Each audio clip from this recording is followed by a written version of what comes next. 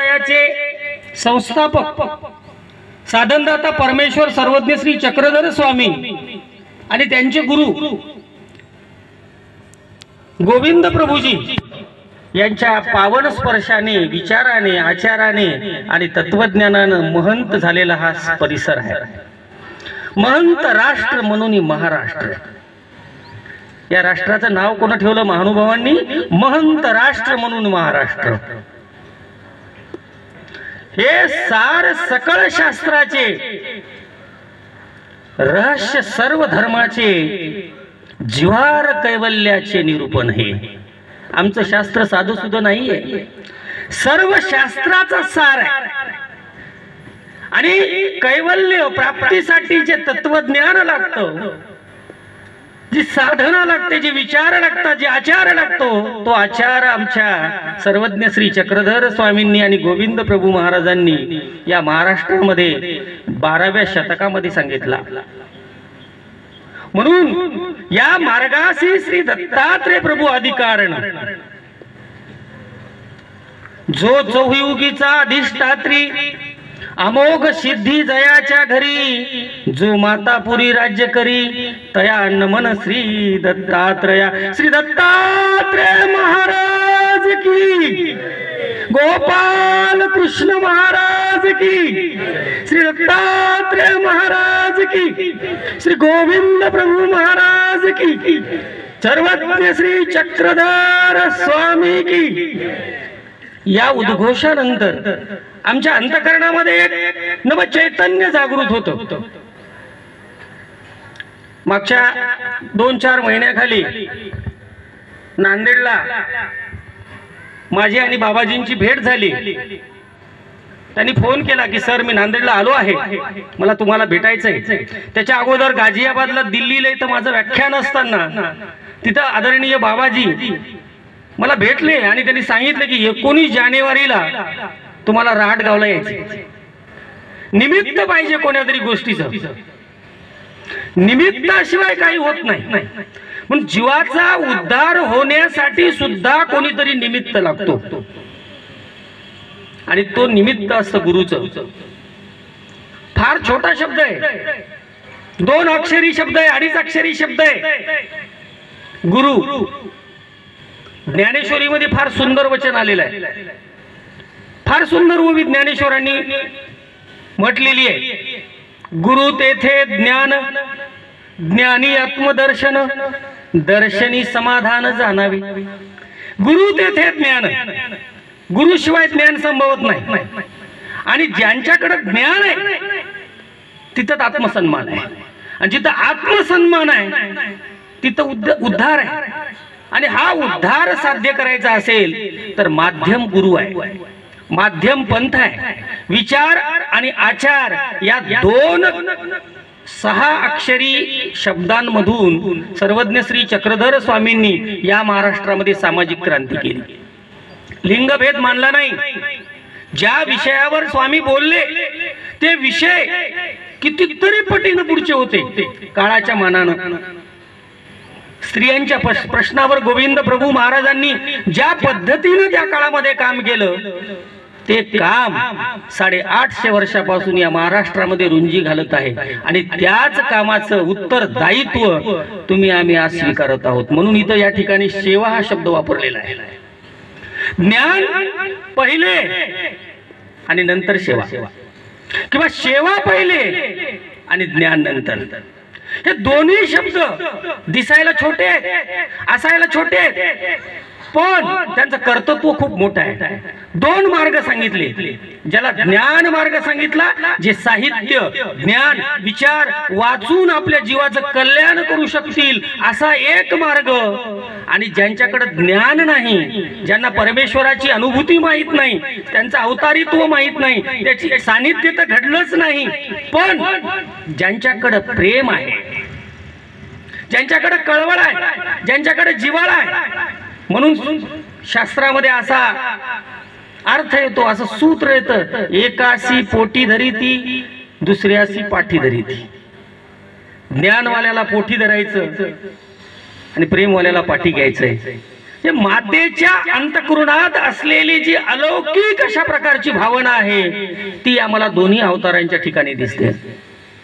जे मातेचं प्रेम, स्वामी सांगतात की जगामध्ये खूप प्रेम आहे, वेगवेगळ्या प्रकारचं प्रेम आहे, पण जगात सगळ्यात श्रेष्ठ जर प्रेम कोणाचं असेल तर ते मातेचं आहे.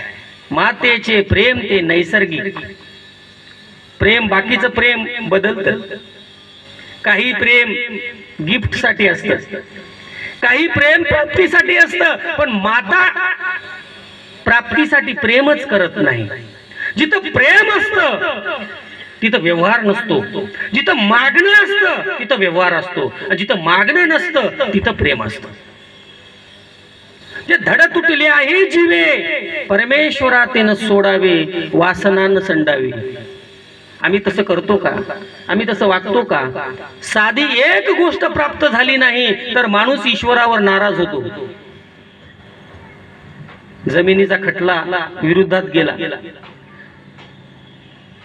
मुलगा मुली सांभाळत नाहीत, आपण काय देवानं केलंय माझं असं आपण डायरेक्ट म्हणतो. स्वामींचं वचन आहे, मला वाटतं आपण जे शास्त्र विचारतात, जे इतिहास विसरतात ते इतिहास घडू शकत नसतात. म्हणून इतिहास काय आपला, किती निष्ठा पाहिजे तर धड तुटली ही जीवे परमेश्वरातेन सोडावे. आणि या सूत्राचा मतितार्थ सांगण्यासाठी, या सूत्राचं सिद्धांत रूपी कथन करण्यासाठी किंवा सोप्या भाषेत सांगण्यासाठी स्वामींनी मुंगळ्याचा दृष्टांत सांगितलेला आहे. माकोडा असेल, माकोडा म्हणजे मुंगळा, मुंगळा असतो आणि त्यानं जर एखादं भक्ष्य आपल्या हातात धरलं तर तो जीव गेला म्हणजे अर्धा तुटला तरी तोंडातलं सोडत नाही. माणूस अशी धरसोड वृत्ती करतो, पाहिजे त्या पद्धतीनं सवडीनुसार ईश्वरा साधन करायचा प्रयत्न करतो, आणि मग सवडीनुसार जर आपण ईश्वराची सेवा करू लागलो तर आपल्याला फळ निश्चित मिळणार आहे का? म्हणून आपली निष्ठा ही कायम असली पाहिजे. देव माझा आणि मी देवाचा असं किती जण वागतात. त्या पद्धतीनं वागण्यासाठी असे महोत्सव आयोजित केलेले जातात. त्या पद्धतीवर आपण चाललं पाहिजे. आणि हा जो भक्ती मार्ग आहे, ही जी भक्ती चळवळ आहे, जी 12व्या शतकामध्ये सर्वज्ञ श्री चक्रधर स्वामींनी सुरू केली, गोविंद प्रभू महाराजांनी सुरू केली. स्वामी गोविंद प्रभू महाराज दाभेरीला असताना एका तेल्याच्या घरी जातात आणि त्या तेलिनीच्या दुर्डीतली भाकरी ती लाखाची असते. लाख नावाचं धान्य त्या काळात होतं, आता त्याच्यावर बंदी आहे. त्या लाखाची भाकरी असते, ती भाकरी घेतात त्या मुलाच्या हातातली आणि खाऊ लागतात. तेलीन येते आणि म्हणते रावळो रावळो, म्हणजे काय करताय तुम्ही? ही भाकरी तेल्याची, ही भाकरी समाजामध्ये कनिष्ठ असलेल्या तेल्याची आहे, तेली समाजाची आहे. गोविंद प्रभू तिला म्हणतात, आओ मेली जाय म्हणे, ही भाकरी तेल्याची नव्हे लाखाची म्हणे. कोण म्हटलं म्हणे भाकरी तेल्याची? ही लाखाची आहे, आणि भाकरी खरं तर ती लाखाचीच आहे. कोणती गोष्ट हातात धरली म्हणून ती त्याची होत नसते, जी ज्याची असते त्याचीच होत असते. म्हणून ज्ञान म्हणजे काय तर त्याची सोपी व्याख्या सांगितली. जगामध्ये मला वाटतं ज्ञानाची इतकी सुंदर व्याख्या चक्रधर स्वामींशिवाय कोणीही केली नसेल. जे जसं आहे तसं जाणणं म्हणजे ज्ञान, बाकी काहीच नाही. आणि जे जसं आहे तसं न जाणणं म्हणजे अज्ञान.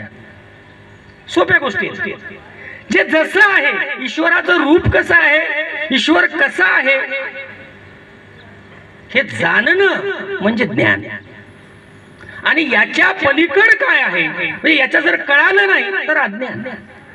म्हणून वस्तू रूप, पदार्थ रूप किंवा त्याचं वैशिष्ट्य, त्याचं स्वरूप आपल्या लक्षात आलं पाहिजे. काळ बदलत आहे माणसाने, काळ बदलत आहे, आणि काळाचा महिमा इतका आघात आहे की मानवी मूल्यांची घसरण होत चाललेली आहे. सगळीकडे हिंसाचार वाढलेला आहे, अहिंसा वाढलेली, हिंसा वाढलेली आहे, भ्रष्टाचार वाढलेला आहे. सगळं असताना सुख नाही, समाधान नाही. आणि याच्यामध्ये हे का नाही, याचं सगळ्यात महत्वाचं वैशिष्ट्य आहे ते म्हणजे आपले कर्म. आता कर्म म्हणजे काय, त्याची तर खूपच सोपी व्याख्या आहे. यत् क्रियेतम तत्कर्म. ज्याच्यातून क्रिया होते त्याला कर्म म्हणतात. आता कर्म काय, कर्म म्हणजे जे करतो ते कर्म. मग चांगलं असेल चांगलं होईल. गहू पेरला हरभरा उगवणार नाही, हे निसर्गाने सांगितलेलं आहे. आपण कोणी ठरवायची गरज नाही. मग जे केलं त्याचं फळ तसंच मिळणार आहे. एक साधं कर्माचं उदाहरण देतो. काय झालं, रस्त्याच्या कडेला एक आंबा होता, आंब्याचं झाड होतं आणि त्याच्या वरच्या फांदीला एक सुंदर अशा प्रकारचा पाड आंबा पिकलेला होता. पहिल्यांदा काय झालं बघा, कर्म कसं असतं आणि त्याची फळं कशी असतात हे सांगतो तुम्हाला. पहिल्यांदा काय झालं, रस्त्यावरून जात असताना त्या डोळ्यांनी त्या आंब्याकडे पाहिलं. कोण पाहिलं, डोळ्यांनी. डोळ्यांनी पाहिल्याबरोबर जे पाहतात त्यांना चालता येत नाही, पाय चालत गेले झाडापर्यंत. जे चालतात त्या पायांना हातानं धरलं, म्हणजे जे चालतात त्यांना तोडता येत नाही. बघा, प्रत्येक अवयवाचा एक गुणधर्म आहे. ज्यांनी पाहिलं ते चालू शकत नव्हते, जे चालू शकत होते ते तोडू शकत नव्हते, जे तोडू शकत होते ते खाऊ शकत नव्हते. म्हणजे हाताने तोडलं, डोळ्यांनी पाहिलं, पाय चालत गेले, हातानं वर चढला, हाताने आंबा तोडला. ज्यांनी तोडलं त्यांनी खाल्लं नाही, खाल्लं एका जिभेनं. ज्यांनी खाल्लं त्यांनी साठवलं नाही, साठवलं एका पोटानं. म्हणजे आणि साठवलं फळ खाणं झालं की तिकडून त्याचा मालक आला आणि त्या मालकानं संबंध नसताना पाठीवर 2 मोठे रपाटे दिले आणि पाठीवर रपाटा बस, काही संबंध नव्हता पाठीचा, तिनं काही केलेलं नव्हतं, पण मार तिला बसला आणि मार तिला बसल्या बरोबर पाणी डोळ्यातून आलं. आंबा कोण पाहिला होता, त्यानं जर पाहिला नसता तर इतकी भानगड झाली नसती आणि मार पाठीला खावा लागला नसता आणि डोळ्यातून पाणी आलं नसतं. क्रिया कितीही घडू द्या, कर्माचं फळ असंच आहे. आपण फसवू शकत नाही सृष्टीला, कारण आपण निर्माते नाही आहोत. आपण निर्माते नाही आहोत. माणसं इतकी भाईजी, आदमी इतना सेल्फिश हो गया है. एक कवि कहता है, एक बार क्या हो गया, एक घर मालिक ने एक किराएदार ने अपने घर मालिक से पूछा. रात के 12 बजे एक किराएदार ने अपने घर मालिक का डोर बजाया और कहा कि भाई अगले महीने का भाड़ा मैं नहीं दे सकता हूँ. रात को 12 बजे एक किराएदार ने घर मालिक को कहा कि अगले महीने का भाड़ा मैं नहीं दे सकता हूँ.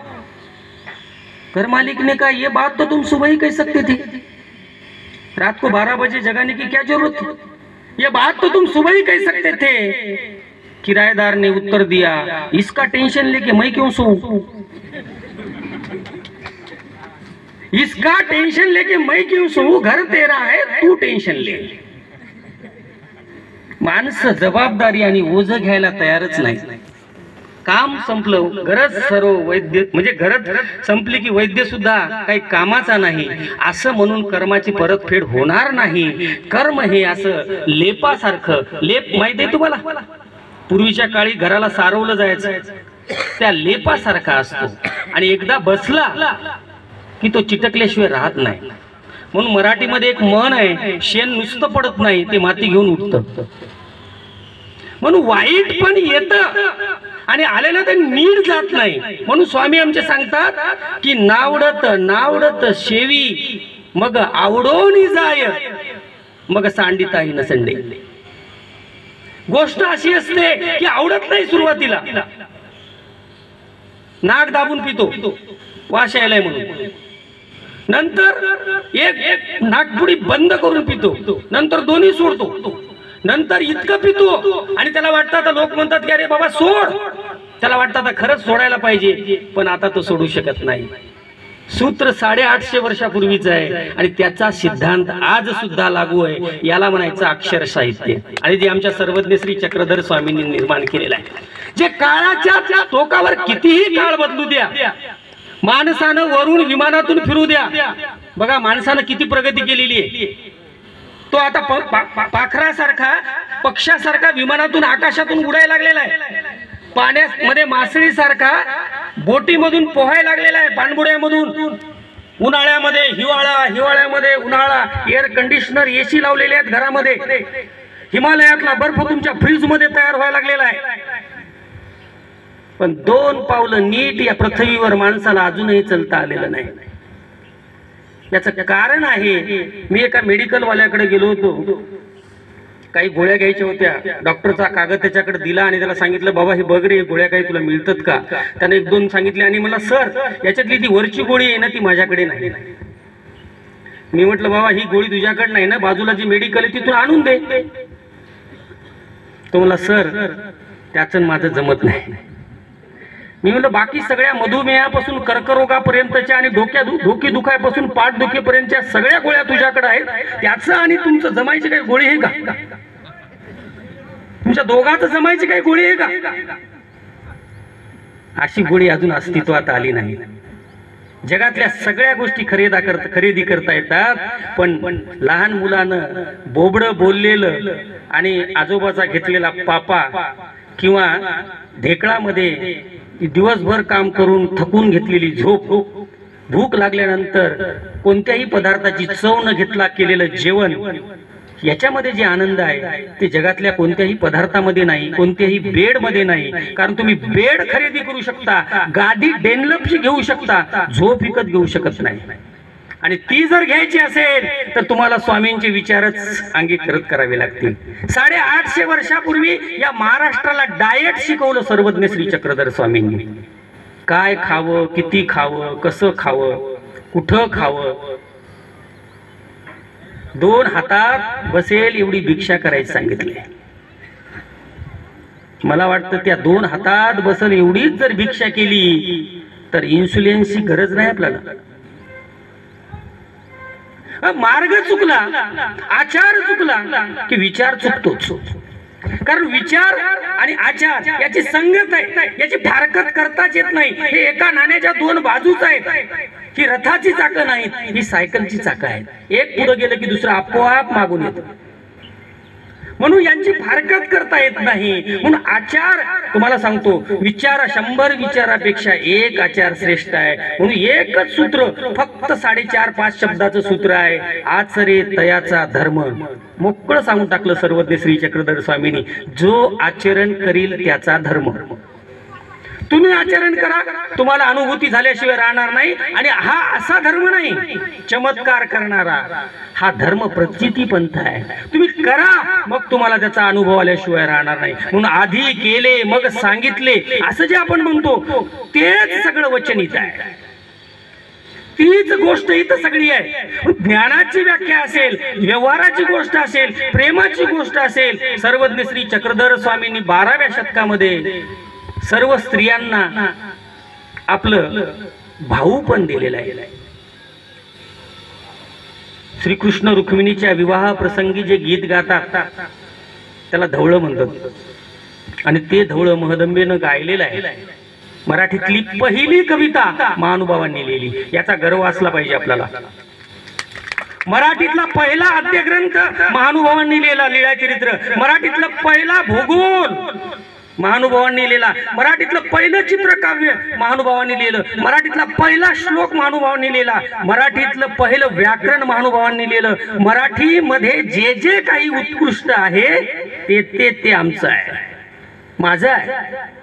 त्या पूर्वसुरीचा मी लाभधारक आहे आणि ते आमच्या सर्वज्ञांचं आहे. याच्या एवढा तुम्हाला सांगतो, मराठी भाषेला जो अभिजात भाषेचा दर्जा काल मिळाला 6 ऑक्टोबरला, तो दर्जा मिळत असताना एक नोटिफिकेशन, म्हणजे कशामुळे दर्जा दिला, मराठी भाषेला अभिजात भाषा म्हणून जो दर्जा दिलेला आहे तो कशामुळे दिला? त्याच्यामध्ये एक नोट आलेली आहे, मराठीतला पहिला गद्य चरित्र ग्रंथ लीळा चरित्र, यामुळे मराठी भाषेला अभिजात भाषेचा दर्जा दिलेला आहे. अनेक ग्रंथ असतील पण या ग्रंथाचं श्रेष्ठत्व सुद्धा तितकंच महत्वाचं आहे. ही परंपरा कुणीतरी सांगितलं पाहिजे आमच्या पूर्वसुरींना. म्हणजे तुम्हाला सांगतो, महानुभाव पंथ हा फक्त काही आरती उपाराने टिकणारा नाहीये, त्याच्यासाठी विचाराची पाठराखण व्हायला पाहिजे. मला वाटतं इथं 40 वर्षाखालची जी मंडळी बसलेली आहे त्यांना माहित असेल की पंथामध्ये याच्या अगोदर 40 ते 50 नियतकालिक निघत होती, पाक्षिक निघत होती, मासिक निघत होती, महदंबा होतं, कैवल्य दीपी होतं, विचारधन होतं, इथून नागपूरहून विचार शलाका निघत होतं, विचारशास्त्र निघत होतं, तिकून माळवडगावहून ज्ञानमोचक निघत होतं. कितीतरी अशा प्रकारची नियतकालिक होती. औरंगाबादहून महानुभाव मासिक निघत होतं. आज ही मासिक कुठे आहेत? आमच्या पोराला जर समजा एखादं सांगायचंय शास्त्र, ज्ञान सांगायचंय, तर त्याला काय कोणतं पुस्तक देणार आहोत आपण? किती जणांच्या घरामध्ये लीळा चरित्र आहे? किती जणांनी गोविंद प्रभूंच्या लीळा वाचलेल्या आहेत? आता त्या मराठीतून सुद्धा आल्यात, कळायचा विषय नाही. तुम्हाला सांगतो, आपल्यालाच हा अवसा पुढे न्यावा लागेल, आपल्याच खांद्यावर जू घ्यावे लागेल आणि हा सगळा नांगर ओढावा लागेल, तरच येणारं पीक उत्तम येईल. नाहीतर ते कोणी त्यांनी केले यानं केलं असं होणार नाही. तुम्हाला सांगतो, हे माझं 103 भाषण आहे. 100 संपले, 103. मी करतो म्हणजे फार काही मोठं करतो अशातला भाग नाही. सर्वज्ञ श्री चक्रधर स्वामींनी डोळे दिले चांगलं पाहण्यासाठी, तोंड दिलं चांगलं बोलण्यासाठी. याचा वापर झाला पाहिजे. एखाद्या वस्तूचा वापर नाही झाला तर ती वस्तू गंजून जाते, तिच्यावर गंज चढतो. तसं जर आपल्या बुद्धीचा, आपल्या मेंदूचा, आपल्या विचाराचा, आपल्या मनाचा जर आपण वापरच केला नाही तर ईश्वर साधना कशी घडणार आहे? म्हणून एक कवी फार सुंदर पद्धतीने म्हणतो, मन मैला तो ईश्वर के गुण गाने से क्या फायदा, ना किया कुछ परहेज तो दवा खाने से क्या फायदा. अरे मनच मलिन आहे तर ईश्वरचे गुण गाऊन काय फायदा आहे? मन मैला तो ईश्वर के गुण गाने से क्या फायदा, ना किया कुछ परहेज तो दवा खाने से क्या फायदा. जर पथ्यच पाळलं नाही तर औषध खाऊन काय गुण येणार आहे? गुण आला पाहिजे. कोण काय करतंय याच्याशी आपल्याला संबंध नाही, कारण जीव हा स्वतेव आहे. जीव कसा आहे? स्वतेव आहे. जीव स्वतःच चांगुलपण, चांगले कर्म करून स्वतःचा उद्धारही करू शकतो आणि वाईट कर्म करून अधमतीलाही जाऊ शकतो, अधोगतीलाही जाऊ शकतो. जीवाला ते स्वातंत्र्य, म्हणजे जीवाला परमेश्वरानं कर्म स्वातंत्र्य दिलेलं आहे, आपल्या हातात आहे.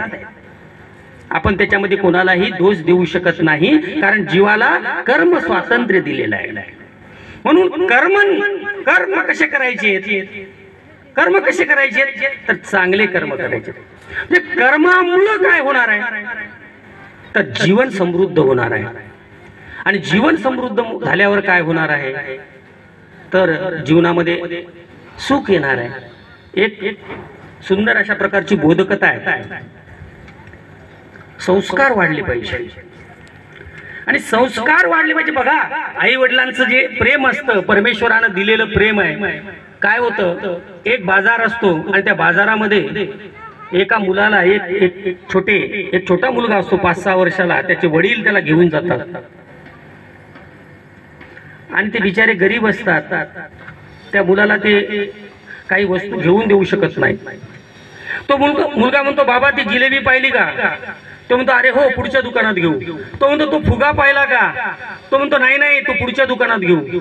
तो म्हणतो, हे गाडी पाहिली का? ती गाडी मला घेऊन द्या ना. तो म्हणतो, ठीक आहे, पुढच्या दुकानात घेऊ. असं करत करत बाजार पाहत फिरत असतात आणि एवढ्यात त्या बाजारात एक वळू शिरतो, एक उधळलेला बैल शिरतो आणि बैल शिरल्यामुळे त्या बापाच्या मुलाच्या हातातून निसटतो. मुलगा एकीकडे जातो, बाप एकीकडे जातो आणि सगळी जत्रा पांगते, बाजार पांगतो आणि माणसं माणसाला चिरडायला लागतात. बाप मुलाला शोधत असतो, मुलगा बापाला शोधत असतो, मुलगा सारखा रडायला लागलेला आहे आणि त्या रडणाऱ्या मुलाजवळ बघा, लक्ष द्या, रडणाऱ्या मुलाजवळ 2-3 माणसं माझ्यासारखी तुमच्यासारखी जातात आणि त्याला म्हणतात, बाळा तुला जिलेबी घेऊन देऊ का? तो म्हणतो नाही हो, मला माझे बाबा पाहिजे.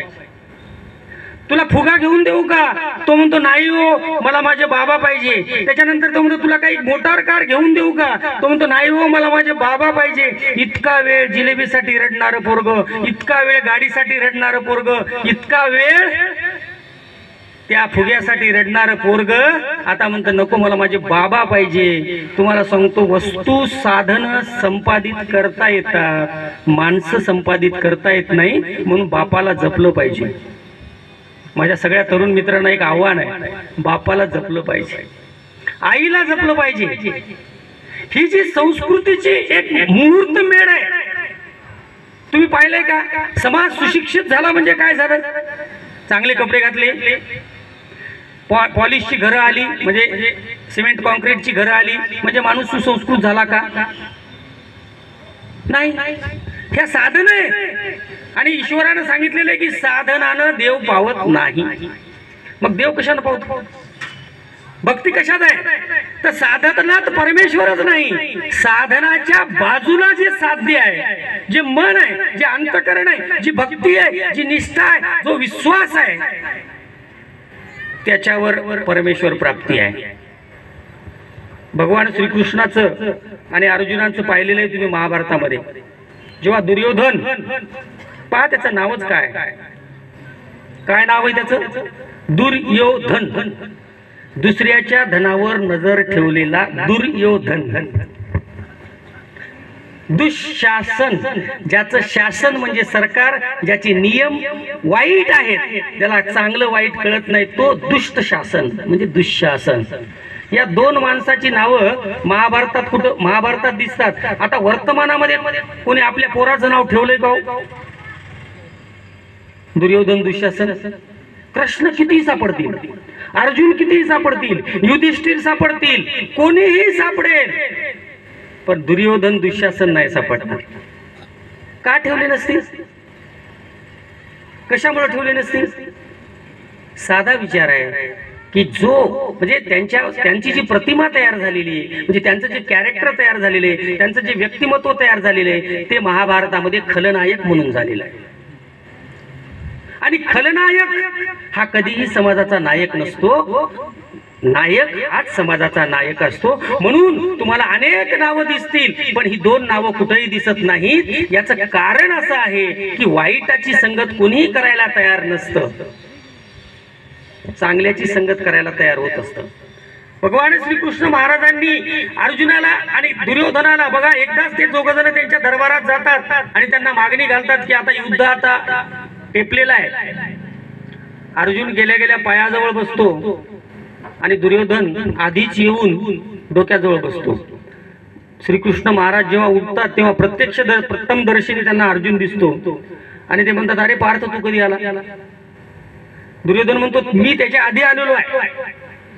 पण कृष्ण म्हणतात, मला आधी अर्जुन दिसला, कारण पायाजवळ बसलं पाहिजे, डोक्याजवळ बसू नये, कारण डोक्यावर जवळ बसलेली माणसं कधी डोक्यावर चढतील काय सांगता येत नाही. त्यांनी सांगितलं, अर्जुन मला प्रथम दर्शनी दिसला म्हणून त्याला अधिकार आहे, आधी काय मागायचं आहे.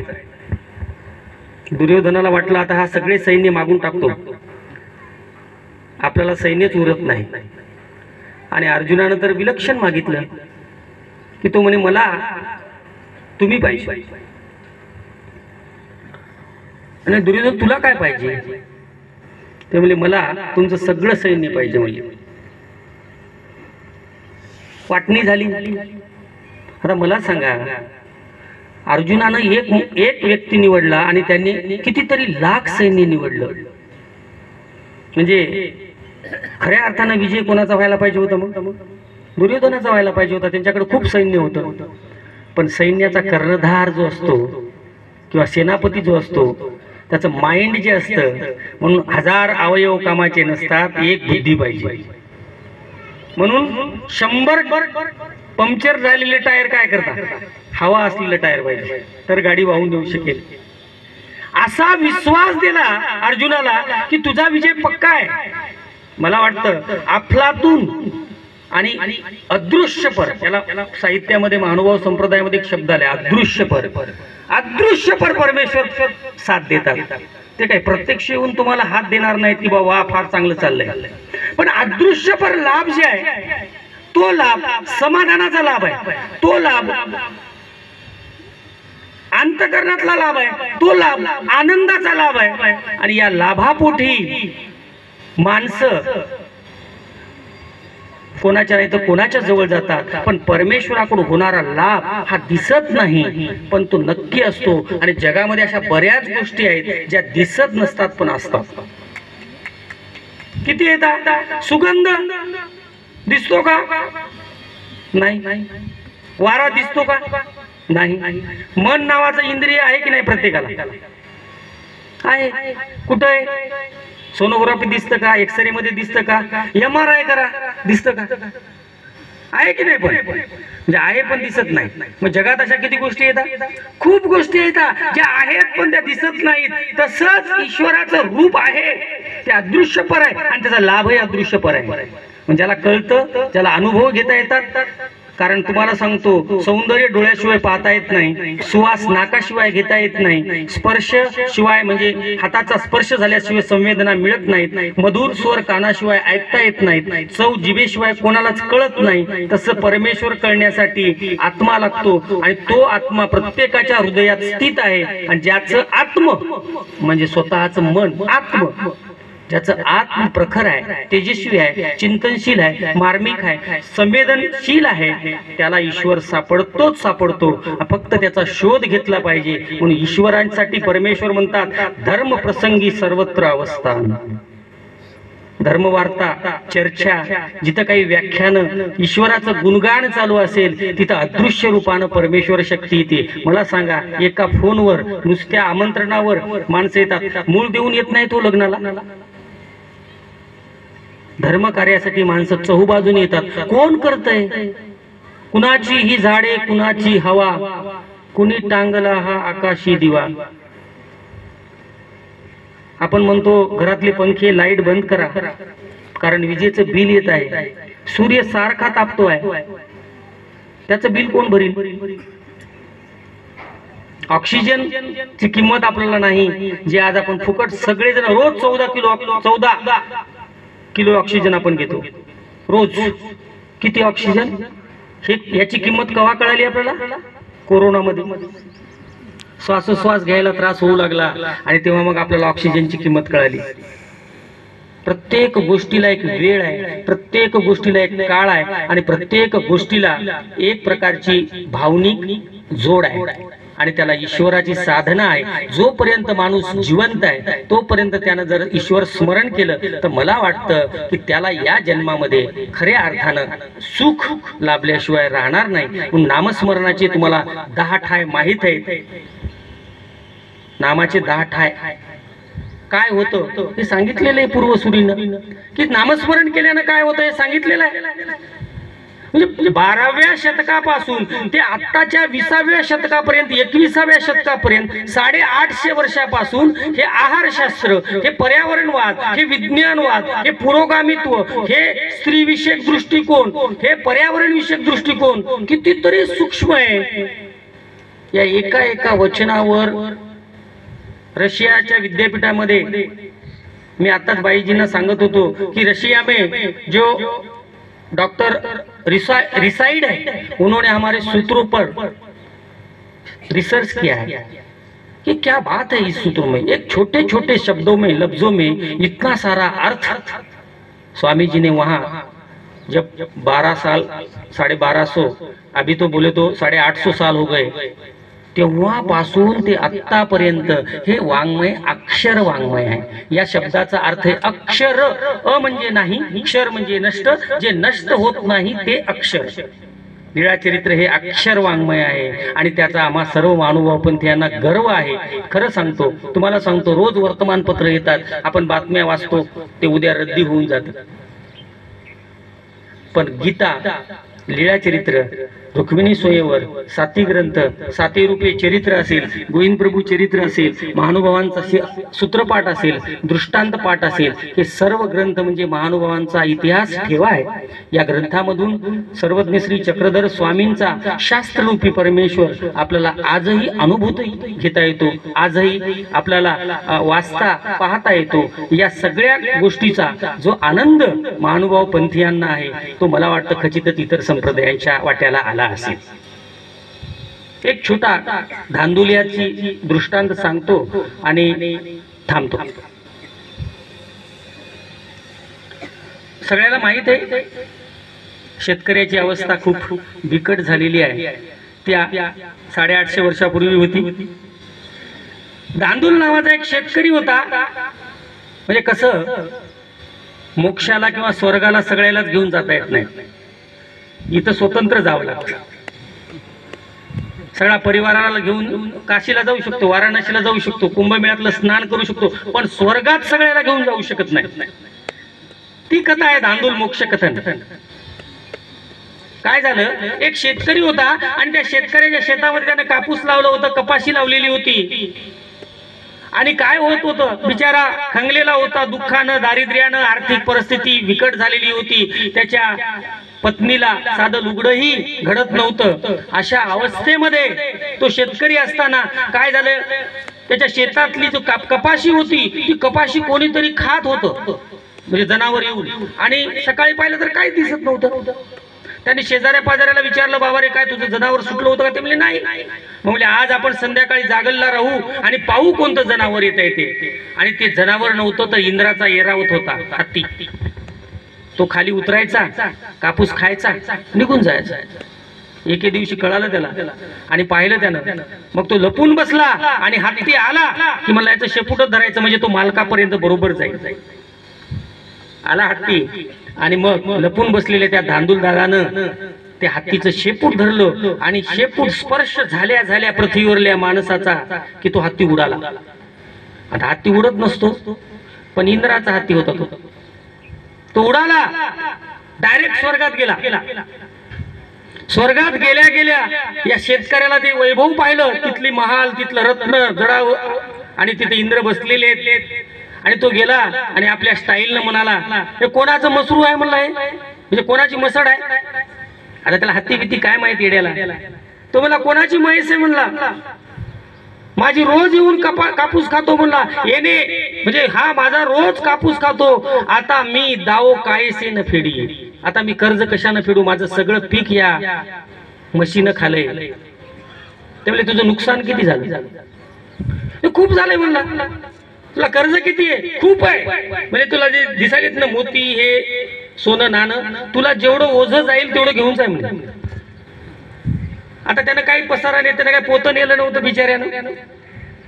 एक फाटकी उपरनं पागोट त्याच्या अंगावर होतं आणि त्यानं ते आथरलं, त्याच्यामध्ये 2 ओंजळा हिरे, 2 ओंजळा माणिक, मोती असं भरलं, आपलं गठोडं बांधलं आणि पाठीवर घेतलं. आता मी खाली कसं जाऊ म्हणे, सोपं आहे म्हणे, जसा आला तसं जा. म्हणजे हत्तीच्या पुन्हा शेपटीला धरलं, त्यानं खाली आणून सोडलो आणि हा घरी गेला. घरी गेल्यानंतर त्यानं त्याच्या बायकोला सांगितलं की बघितलं का काय आणलं म्हणलं मी. आता खेड्यातली बायको द्यायची, ती म्हणे काय आता खूपच दागिने करा म्हणे मला, आता माझी दरिद्रीत फिटली म्हणे, मला खूप लुगडे घ्या म्हणे. आणि मग त्यानं 10-15 लुगडी घेतली, सगळे दागिने केले. आणि ती बाई बिचारी बायाला राहत नाही, ती आपले सगळे दागिने घालून गावानं फिरायला लागली. मग बाकीच्या बाया त्याच्या संग चर्चा करू लागल्या, म्हणे काल तर भिकारींसारखी गरीब होती ना, आज कसं काय श्रीमंत झाली, कुठून आणलं म्हणे पैसा. धांदूल दादानं सांगितलं होतं की कोणालाही सांगू नको, पण या बाईच्या तोंडात राहिलं नाही. तिने सांगितलं म्हणे असं असं आमच्या शेतात हत्ती आलता आणि त्याच्या शेपटीला धरलं, तो उडाला, मग आम्हाला इंद्रातून स्वर्गातून एवढं धन मिळालं म्हणे. मग आहो आम्हाला बी न्या ना म्हणे. ते चला. आणि मग गावातल्या सगळ्या लोकांना, सोयऱ्या धायऱ्यांना जमा केलं. संध्याकाळी लपून बसले कुठं, त्या कापसाच्या शेतात. हत्ती चरायला आला आणि मग धांदूल दादाला सांगितलं कसं धरायचं, कसं जायचं. म्हणे मी शेपटीला धरतो, तुम्ही माझ्या पायाला धरा. ते म्हणे मी, मग तुझ्या पायाला ते, तुझ्या पायाला ते, असं सगळं एकमेकाच्या पायाला धरा म्हणे. आणि मग काय, धांदूदारानं शेपटीला धरलं की लगेच म्हातारीने तिचे पाय पकडले, तिचे पाय दुसऱ्यानं पकडले, असं करता करता एक डिकमाळ अशी माळच तयार झाली कड्यावर कड्या, आणि मग हत्ती उडाला. आता म्हातारी तरी म्हातारी, पण गुणानं बसायला पाहिजे स्वर्गात जाताना तरी निदान. पण जगातलं 8वं आश्चर्य, 7 आश्चर्य जगात, पण 8वं आश्चर्य काय? टीका करायची नाही महिलावर, पण महिला शांत बसल्या होत्या. म्हातारी शांतच बसना म्हणे, दांदून दादा तू गेला तेव्हा स्वर्ग कसा होता म्हणे. आम्ही काय पाहायचं म्हणे त्या स्वर्गाला, आवो तिथे एवढे रत्न, एवढे हार, एवढे काय काय कमीच नाही म्हणे तिथं. बरं मला एक सांग म्हणे, तिथं 10 रुपयाला कापूस किती आहे म्हणे? ते म्हणे हाय म्हणे एक 10 किलो 10 रुपयाला. नाही नाही तसं मला समजत नाही म्हणे, 10 रुपयाचा कापूस तिथं किती येतो, आपण जर कापूस घेऊन गेलो तर किती इकल म्हणे तिथं. आता या गडबडीत धांदुलाच्या गप्पा गोष्टीमध्ये त्याला ध्यानच राहिलं नाही. आपण हातात शेपूट धरलेलं, त्यानं असा वाव केला आणि आणि हात सोडले आणि सगळी ढिकमाळ धडधड खाली कोसळली. कोणाचा पाय मोडा, कोणाचा डोळा फुटला. आणि मग ते प्रत्येक जण आपलं जे स्वप्न होतं ते स्वप्न घेऊन लोळे पांगडे घरी गेले. सर्वज्ञ श्री चक्रधर स्वामींनी ही जी कथा सांगितलेली आहे, असं स्वर्गाला जाता येत नाही, सगळ्याला घेऊन देव घडत नाही. जेवढी बंधनं आपल्याला लागतील तेवढं आपण या गोष्टीपासून दूर जाणार आहोत.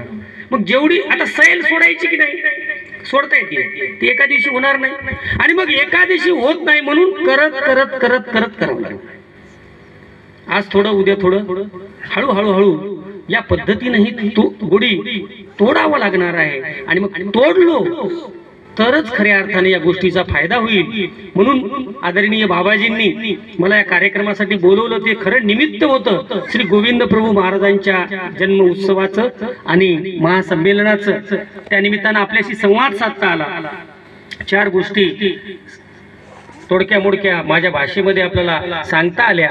याच्यामध्ये जे काही चांगलं आहे ते तुमचं आहे, याच्यामध्ये एखादा शब्द जर उन्हा कमी जास्तीचा गेला आहे ती चूक माझी आहे असं ठरवून मी माझ्या वाणीला या ठिकाणी विराम देतो. आणि गेल्या पाऊण तासापासून आपण जे माझं हृदगत ऐकत आहात त्याबद्दल आपले आभार व्यक्त करतो आणि सर्वांना दंडवत प्रणाम करतो. भगवान श्री चक्रधर स्वामी की जय.